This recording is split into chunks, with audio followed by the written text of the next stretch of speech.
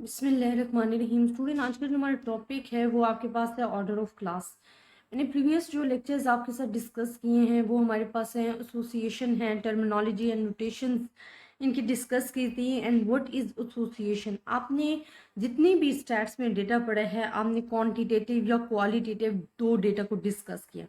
जो quantitative data होता है जैसे कि वेट्स, हाइट, एज, ये काउंटिंग में आ रहा होता है तो इसको हम डिस्कस करते हैं। अगर क्वालिटेटिव आप डेटा डिस्कस कर रहे हो तो उसमें हम एट्रीब्यूट्स को डिस्कस करते हैं, क्वालिटी को डिस्कस करते हैं।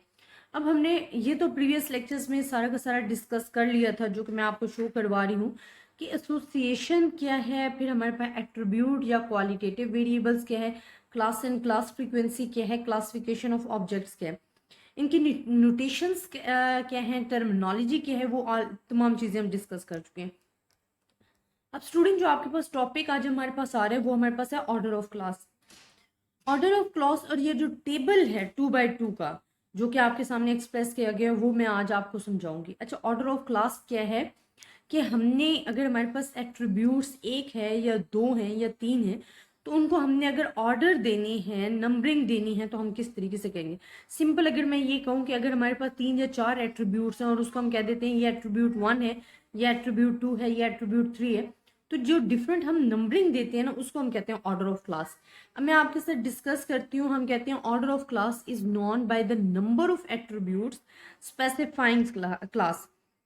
आपके पास क्या है, जब आप स्पेसिफाई कर देते हो क्लास तो जितने नंबर ऑफ एट्रीब्यूट्स होते हैं उतनी हमारे पास ऑर्डर ऑफ क्लासेस जो हैं वो बन जाती हैं। अब किस तरह बनेगी मैं आपको ये डिस्कस करके बताती हूँ। वो कहते हैं for example a class specified,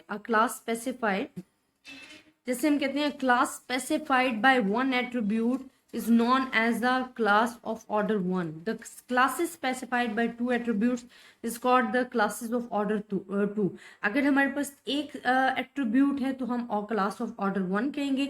अगर हमारे पास दो एट्रीब्यूट्स हैं, अब एट्रीब्यूट्स क्या हैं ये प्रीवियस लेक्चर्स में भी हम डिस्कस कर चुके हैं कि जो क्वालिटेटिव डेटा होते हैं जिस तरह आई कलर है, हेयर कलर है, ये डिफरेंट जिसमें खुसूसियात बयान होती है, इंटेलिजेंट स्टूडेंट कितना है, तो ये जो हमारे पास खुसूसियात होती हैं ये हमारे पास एट्रीब्यूट क्वालिटेटिव वेरिएबल्स होते हैं। तो अगर आपके पास ओनली वन एट्रीब्यूट है तो हम उसको कहेंगे ये क्लास ऑफ ऑर्डर 1 है। अगर टू एट्रीब्यूट्स हैं तो उसको हम कहेंगे ये क्लासेस ऑफ ऑर्डर 2 है, मतलब नंबरिंग में शो कर दिया। एंड अगर हमारे पास 3 है तो हम कहेंगे कि हमारे पास क्लास ऑफ ऑर्डर 3 है, known as class of order 3। The total number of observation denoted by n is called the frequency of the class. अब frequency क्या होता है, वैसे भी जब आपने पढ़ा है प्रेजेंटेशन ऑफ डेटा में तो आपने पढ़ा है कि जो टोटल नंबर ऑफ ऑब्जर्वेशन जब आप उसे काउंटिंग करते हो जो टोटल नंबर ऑफ ऑब्जर्वेशन आता है उसको हम फ्रीक्वेंसी कहते हैं। तो ऑर्डर ऑफ क्लास में हमारे पास क्या आ जाएगा कि जो total number of observation denoted by N है, जो फ्रीक्वेंसी ऑफ द क्लास, वो हमारे पास कहलाएगी। अगर हमारे पास क्लास ऑफ ऑर्डर 0 है, कोई भी नहीं है, तो वहाँ हमारे पास नो एट्रीब्यूट्स है। एट्रीब्यूट्स क्योंकि नंबर ऑफ क्लासेस हम उसी वक्त देते हैं जब हमारे डेटा में स्पेसिफाइड एट्रीब्यूट्स गिवन होते हैं। जब एक एट्रीब्यूट्स गिवन होगा तो वो क्लास ऑफ ऑर्डर 1 कहलाएगी। अगर दो एट्रीब्यूट्स गिवन होंगे तो वो क्लास ऑफ ऑर्डर 2 कहलाएगी। अगर 3 एट्रीब्यूट्स गिवन होंगे तो वो हमारे पास क्लास ऑफ ऑर्डर 3 कहलाएगी। इसी तरह जिस सिर्फ नंबरिंग देनी होती है कि आपके पास जितने एट्रीब्यूट्स होंगे उतनी नंबर ऑफ क्लासेस होंगी। अब ये कुछ शो करवानी है सिंबल, ताकि आपको पता हो कि हमें किस, ये जो मैं चीज़ें कह रही हूँ मैं किस तरह डिस्कस करूँ। अब देखिए हमारे पास टोटल नंबर ऑफ फ्रीक्वेंसी जो है ना ऑर्डर 0 वो हमारे पास n होती है, ठीक है।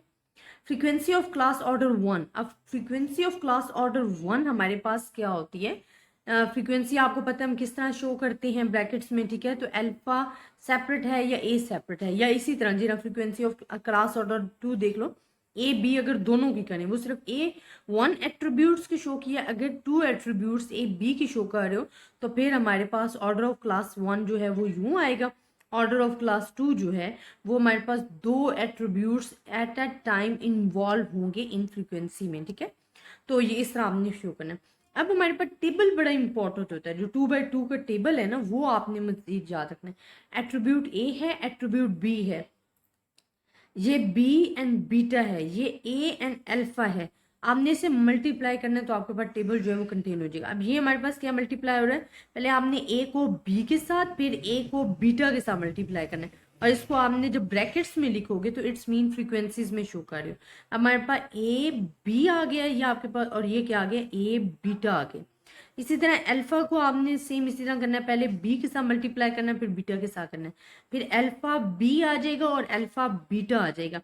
अब आपको पता है टोटल नंबर फ्रीक्वेंसीज क्या होते हैं, टोटल नंबर फ्रीक्वेंसी क्या होता है, हमने उनको टोटल करना होता है।